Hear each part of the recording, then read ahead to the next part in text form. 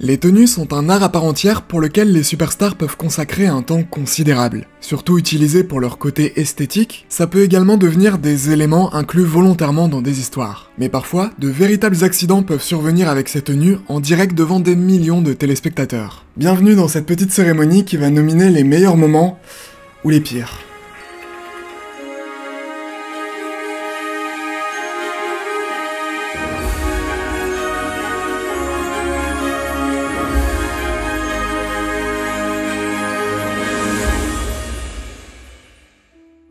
On commence en mars 2014 durant un épisode de Raw, quelques jours avant WrestleMania 30, le plus gros show de l'année. Ce soir-là, Stephanie McMahon se retrouvera sur le ring face au champion de la compagnie à cette époque, Randy Orton. On est alors en pleine construction de ce fameux match, le voyant affronter le favori du public Daniel Bryan ainsi que Batista. Et justement, ce dernier débarquera à son tour dans l'arène, rejoignant nos deux antagonistes sur le ring pour continuer l'histoire. Batista finira par clasher Stephanie McMahon, qui lui enverra alors une gifle monstrueuse, ce qui fera exploser de rire Randy Orton. La moquerie, c'est jamais une bonne idée, surtout à la WWE.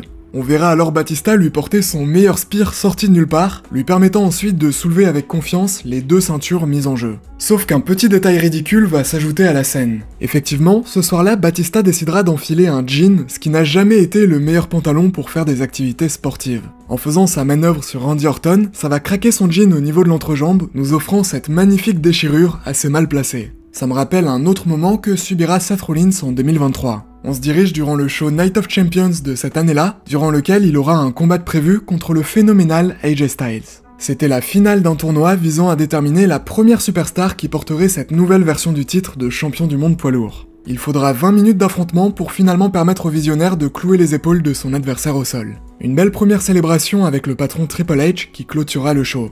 On arrive alors à l'épisode de Raw suivant, seulement 2 jours plus tard, et qui commencera directement avec l'introduction du nouveau champion. Seth Rollins fera spécialement son entrée au milieu du public, nous proposant ainsi une belle célébration populaire, nous rappelant évidemment celle de Jey Uso. Ce qui nous intéresse, c'est lorsqu'il arrivera tout près de la barrière de sécurité. Normalement, il suffit de l'enjamber pour directement se retrouver dans la zone autour du ring. Si dans le passé, Seth Rollins s'était déjà cassé la figure en voulant passer par-dessus, ce soir-là, ce sera une déchirure au pire endroit qui va malheureusement survenir. Son pantalon serré n'a pas apprécié le mouvement pour passer au-dessus de la barrière. Ça ne l'empêchera certainement pas de continuer la célébration de sa nouvelle ceinture, le catcheur nous offrant tout un discours sur le ring. Quelques instants plus tard, AJ Styles fera son entrée et malgré sa défaite 2 jours plus tôt, il viendra pour féliciter le nouveau champion. C'est là que le Judgment Day débarquera à son tour, nous donnant finalement un segment qui va pas mal durer et qui rendra la déchirure du pantalon de Rollins d'autant plus visible au fil du temps. Le but du segment était de voir se former une équipe avec AJ Styles et Seth Rollins d'un côté, qui finirait par vouloir disputer un match contre Damien Priest et Finn Balor de l'autre, dans l'événement principal de ce soir-là. Les deux catcheurs iront donc en coulisses demander à Adam Pearce d'officialiser la rencontre, ce dernier demandant à AJ Styles s'il avait bien toutes ses affaires. Il répondra alors en rebondissant sur la déchirure du pantalon de Rollins.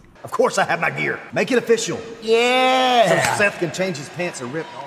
Ces deux moments avec des pantalons déchirés dont on vient de parler nous rappellent évidemment le cas de Brock Lesnar lors de son match contre Cody Rhodes. J'en avais déjà parlé dans une précédente vidéo sur la chaîne, mais il va continuer le combat malgré ce terrible incident totalement impossible à camoufler. Jamais on n'aurait pensé qu'un short puisse finir dans un tel état, c'était particulièrement drôle. En vrai, une tenue c'est des vêtements, mais aussi des accessoires. On peut ainsi parler des superstars, notamment du côté féminin, qui portent bien souvent de faux cheveux. Faut comprendre que le catch est un métier où l'image est super importante, donc à chaque apparition, il y a cette volonté d'être le plus soigné possible. Le souci, c'est qu'utiliser des machines comme des fers à lisser ou d'autres produits tous les jours finit inévitablement par détruire la bonne santé des cheveux. Les extensions et les perruques sont donc des alternatives parfaites à ce problème. Un bel exemple serait Bianca Belair et sa mèche, n'étant évidemment pas ses vrais cheveux. Ça me fait d'ailleurs penser à un moment lors du week-end de Backlash 2024, il y a quelques mois en France. Lors de la conférence de presse qui a suivi l'événement, on pourra voir la catcheuse aux côtés de Jade Cargill venir répondre aux questions des journalistes. En jouant avec la mèche de Bianca Belair, Jade Cargill va accidentellement la fouetter avec. Leur réaction était plutôt marrante.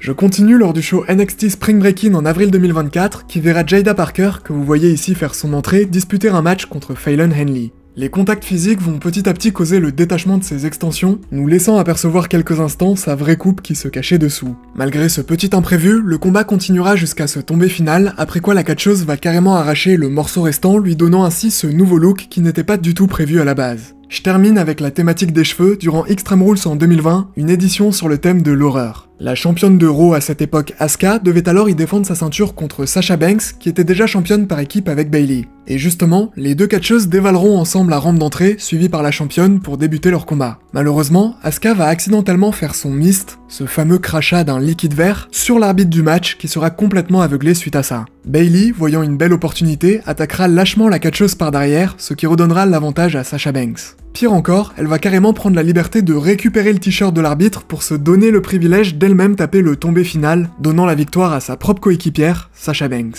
C'est scandaleux, on est d'accord, mais c'est pas ce qui nous intéresse. Non, nous c'est lors de ce fameux coup par derrière, car c'est lors de cet impact que la perruque bleue de Sasha Banks va se déchirer. On verra la catcheuse se la tenir pour éviter qu'elle ne tombe, et même juste après, Bayley essaiera discrètement de la lui remettre en place, nous offrant cette situation improbable qui les fera elle-même marrer devant les caméras. Du coup, Sasha Banks sera obligée de se tenir les cheveux jusqu'à être de retour en coulisses, partageant finalement cette photo sur Instagram après son match, avec une serviette enroulée autour de la tête, histoire de cacher le petit imprévu qu'elle a subi. Changeons à présent de sujet, mais toujours en parlant de Sasha Banks, avec un épisode de Raw qui s'est tenu en janvier 2019. Faut savoir qu'elle allait affronter Ronda Rousey quelques jours plus tard lors du Royal Rumble, dans un match où la ceinture de championne de Raw était mise en jeu. Pour intensifier leur rivalité, les deux combattantes se retrouveront d'abord dans ce combat par équipe, avec Bayley d'un côté pour l'une et Natalya pour l'autre. Lorsque cette dernière fera face à Sasha Banks, elle va procéder à un powerbomb esquivé par la catcheuse, mais qui va pendant quelques secondes conduire à un petit problème technique au niveau de la tenue de Sasha Banks. Miraculeusement pour elle, les caméras ce soir-là filmeront dans une direction qui va clairement éviter le pire. Mais ça n'a pas toujours été le cas. Prenons la catcheuse qui lui a fait ce powerbomb, Natalya.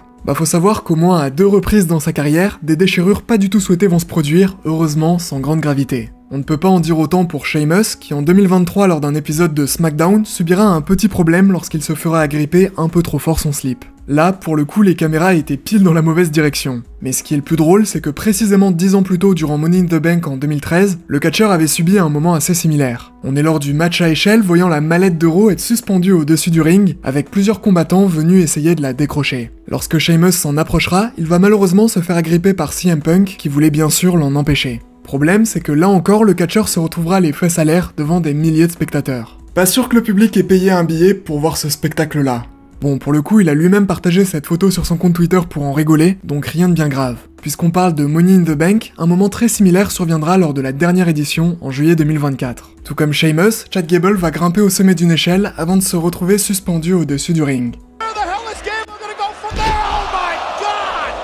Malheureusement pour lui, LA Knight va tirer un peu trop fort sa tenue dans la mauvaise direction, conduisant à ce petit incident. 3 mois plus tard, lors d'un épisode de Raw, Rhea Ripley viendra confronter Liv Morgan sur le ring, avec qui elle était en rivalité. D'autres catcheuses finiront par arriver, et rapidement ça partira en bagarre générale, Tiffany Stratton perdant ses talons dans le feu de l'action. Un peu dangereux quand vous avez des superstars en train de se battre. Et justement, lorsque Rhea Ripley se prendra ce coup de pied dévastateur de Raquel Rodriguez, la catcheuse va malheureusement retomber tête la première sur l'un des escarpins de Tiffany Stratton, après quoi on la verra se tenir la tête. C'est très probable que la douleur qu'elle semble mimer ici soit juste totalement vraie au vu de l'impact. D'ailleurs, puisqu'on parle de Rhea Ripley, il y a quelques jours seulement, lors d'un show non télévisé, la catcheuse a vu son haut se détacher alors qu'elle retournait en coulisses. Ça, c'est une vraie injustice du côté féminin. On en aura un exemple frappant durant SummerSlam en 2023. Ce soir-là, un match sera prévu entre Charlotte, la championne Asuka, et Bianca Belair, avec bien sûr le titre qui était mis en jeu. Charlotte fera comme à son habitude une entrée légendaire, nous révélant une nouvelle tenue extrêmement élégante, ici de couleur rouge. Le combat va alors commencer, et après cet envoi de Bianca Belair, Charlotte fera un saut carpé qui va accidentellement détacher son haut. Sachant qu'on est en direct devant des millions de téléspectateurs. Une situation évidemment très compliquée à gérer, et qui forcera la catcheuse à sortir de son personnage pour demander à l'arbitre de le rattacher. La raison de cet incident, c'est sans doute l'utilisation de cette fermeture éclair, qui sous la pression des impacts répétés a facilement pu se dézipper. Une pause totalement involontaire en plein milieu de l'un des plus gros shows de l'année, qui n'empêchera quand même pas les catcheuses de continuer leur combat par la suite et de nous délivrer une performance incroyable. Enfin bref, on se revoit très vite pour de nouvelles aventures, c'était Wids, bye tout le monde.